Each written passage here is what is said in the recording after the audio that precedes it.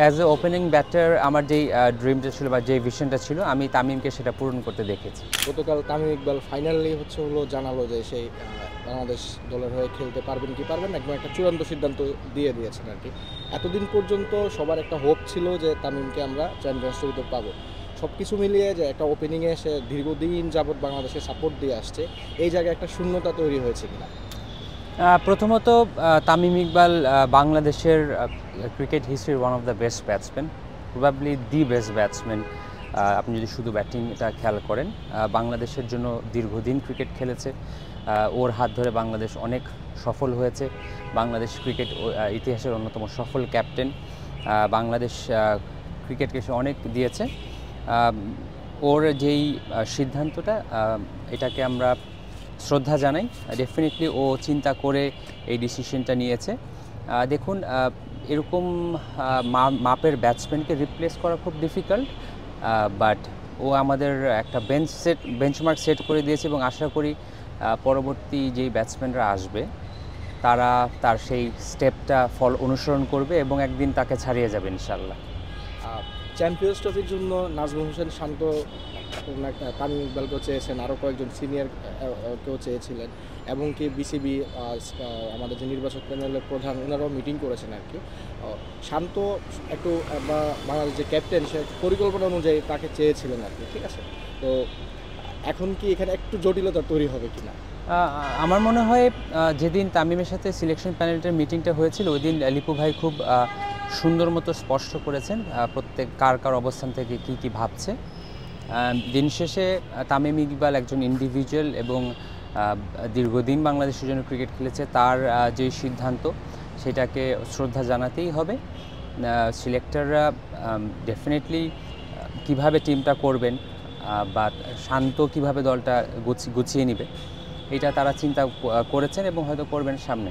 আপনি তামিম ইকবালের স্ট্যাটাসটা নিশ্চয়ই পড়েছেন, তো কালকে যেভাবে একদম ইলাবোরেটলি সে ব্যাখ্যা করেছে কেন থাকবে না, কেন খেলছেন না, আপনি এই স্ট্যাটাসের মধ্যে কোনো অভিমান দেখতে পাচ্ছেন না?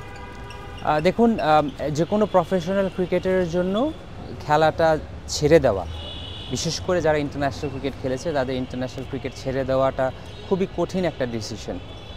তবে আমি বিশ্বাস করি তামিম এটাকে অনেক ডিপলি চিন্তা করেছে এবং ও অনেক ভেবেচিন্তে এই ডিসিশনটা নিয়েছে। ক্রিকেট খেলাটা বা আন্তর্জাতিক খেলাটা ছেড়ে দেওয়াটা সহজ না। অনেক সময় আপনার অপ্রাপ্তি থাকে, অনেক সময় কষ্ট থাকে, এগুলো সব কিছু নিয়ে একটা ক্রিকেটারের জীবন। বাট ওর অবস্থানটাকে স্পষ্ট করেছে। আমরা ওর সামনের যেই সময় আসবে সেটার জন্য শুভকামনা জানাই। আপনি দীর্ঘদিন আপনিও ক্রিকেট খেলেছেন, তামিমও এখন ইন্টারন্যাশনাল ক্রিকেট ছেড়েছে বাট ঘরোয়াতে এখনও খেলবেন। আপনিও একজন ওপেনার, তামিম ইকবাল একজন ওপেনার, আপনিও লেফটি, তামিমও লেফটি। সতীর্থ এবং পার্টনার হিসাবে তামিম কেমন? দেখুন, প্রথমত ওর পারফরমেন্স দিয়ে আমরা বিচার যদি করি, বাংলাদেশ ক্রিকেটের one of the best performer say. As a batsman তার রেকর্ড আউটস্ট্যান্ডিং বাংলাদেশের কনটেক্সটে। বাংলাদেশ ক্রিকেটকে যেই কয়েকজন ক্রিকেটার আন্তর্জাতিক পরিমণ্ডলে একটা নাম এনে দিয়েছে তার মধ্যে তামিম ইকবাল অন্যতম। তামিমকে অনেক ছোটোবেলা থেকে দেখেছি, ওর ডেবু আমার সাথে হয়েছে এবং একটা সার্টেন টাইম পর্যন্ত ন্যাশনাল টিমে একসাথে খেলেছি, ডোমেস্টিকে দেখেছি। লাস্ট কিছুদিন 2 বছর ওর সাথে ব্যাটিং নিয়ে অ্যাজ আ ব্যাটিং কনসালটেন্টও কাজ করেছি। খুবই কমপ্লিট ক্রিকেটার, হার্ডওয়ার্কিং ক্রিকেটার, অনেক সাহসী ক্রিকেটার। তামিমের যে অ্যারাইভালটা ছিল সে জাহির খান ওয়ার্ল্ড কাপে জাহির খানকে ওইটাই কিন্তু ওর ক্যারেক্টারিস্টিককে ডিসক্রাইব করে। তো ওর মতো ক্রিকেটার যেটা বললাম রিপ্লেস করা ডিফিকাল্ট হবে, বাট ও যেহেতু একটা বেঞ্চমার্ক সেট করেছে আপকামিং প্লেয়ারদের, সেটা উচিত হবে ও যেই রাস্তাটা দেখিয়েছে সেই রাস্তা ধরে বাংলাদেশ ক্রিকেটকে এগিয়ে নিয়ে যাওয়া। ব্রিলিয়ান্ট ক্রিকেটার, ব্রিলিয়ান্ট ক্যাপ্টেন, খুবই ডেডিকেটেড একজন ক্রিকেটার। বাংলাদেশ ক্রিকেট সবসময় ওকে স্মরণ করবেন।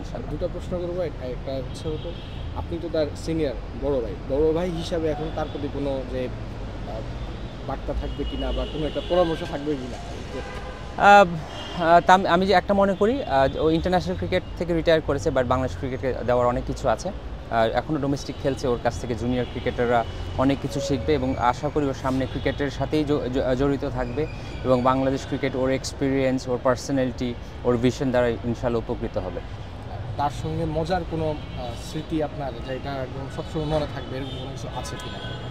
তামিমের ব্যাপারে একটা জিনিস আমার সবসময় যেটা মনে হয়েছে যে দেখুন আমি যখন ইন্টারন্যাশনাল ক্রিকেট খেলেছি, আমি যেই স্বপ্ন বা আমি যেই ভিশন নিয়ে ক্রিকেটটা শুরু করেছিলাম বা জাতীয় দলে খেলা শুরু করেছিলাম, আমার সবসময় মনে হয়েছে he took the baton from me এবং আমার স্বপ্নটাকে ও পূর্ণ করেছে এবং আমি যেই টাইপের ক্রিকেট খেলতে চাইতাম, আমি হয়তো অর্ধেক রাস্তায় আমার ক্যারিয়ারটা থমকে গিয়েছে, বাট ও এটাকে নিয়ে গিয়েছে এবং আমার ড্রিমটা সেটা আমি ফিল করি যে আমার যেই অ্যাজ এ ইন্টারন্যাশনাল ক্রিকেটের যে ড্রিমটা ছিল সে ওটা ফুলফিল করতে পেরেছে এবং লাখো তরুণের ক্রিকেটারের জন্য একটা স্ট্যান্ডার্ড সেট করেছে।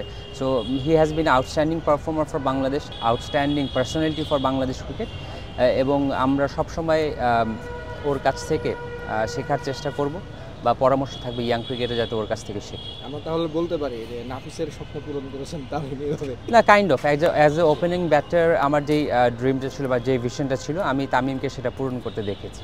একদম আরেকটা লাস্ট বলি, সেটা হচ্ছিল 2021 সালে টি-20 থেকে মানে একটা ফেসবুক স্ট্যাটাস দিয়ে তামিম টি-20 ক্রিকেটকে বিদায় জানিয়েছেন। আবার 2023 সালে তো আমরা না গেলাম, সবাই জানি সেটা। 2025-এ এসে হচ্ছে আবারও একটা ফেসবুক স্ট্যাটাস দিয়ে তামিমের আন্তর্জাতিক ক্যারিয়ার ইতিটা হলো আর কি। আপনার কাছে কি মনে হয় অবশেষে তামিমের যে ন্যাশনাল টিমে আসবে, খেলবে, কি এই যে সব আলোচনাগুলো কি সমাপ্তি হয়েছে নাকি আর এটা নিয়ে আরও কিছু জলগুলো? না, তামিম খুবই ভেবে চিন্তে ডিসিশন নেয়, খুবই ফার্ম একজন ক্যারেক্টারিস্টিক্স। আমার মনে হয় খুব ভেবে চিন্তে ডিসিশনটা নিয়েছে এবং যেটা বললাম যে ও সামনে বাংলাদেশ ক্রিকেট হয়তো ডোমেস্টিক ক্রিকেট আরও কিছুদিন খেলবে, বাট যেহেতু গতকাল ক্লিয়ার করে দিয়েছে আমার মনে হয় he was very firm on the decision. কেউ না বুঝলেও আমরা আপনার প্রয়োজন বুঝি, আর তাই তো অত্যাধুনিক ফিচার সম্বলিত বিভিন্ন সাইজ আর কালারের 250-টিরও বেশি ডিজাইন অপশন নিয়ে ওয়ালটন স্মার্ট ফ্রিজ বোঝে আপনার প্রয়োজন।